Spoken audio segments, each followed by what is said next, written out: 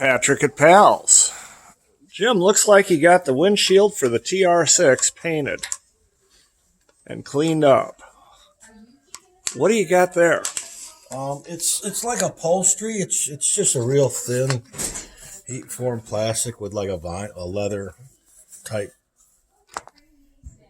So you've cleaned up the rust on this windshield, Yeah, and then you sprayed it with rust preventing paint. Taking all the rust off.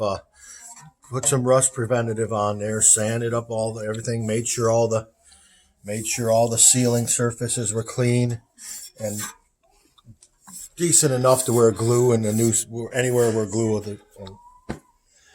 And so now you've got the heat gun out because the parts that you're putting on are soft rubber and plastic, Yeah. but they've been folded up in a container for a long period of time. Yeah, they're like a thermoplastic type thing. They're pretty stiff, but once they get warm, they just flex.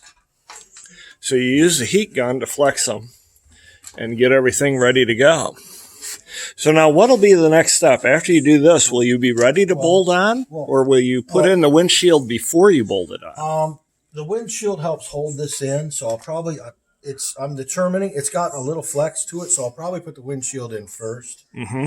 But there's still other stuff involved in this because this bench, all these new parts here actually go for this. Wow. So because I'll have to put this in, and then we'll have to get all the clips in for the sun visors and everything else. And then there's the seals that go across the bottom, the seals that go all the way around the outside too, and they're held on by a aluminum plate on top and all.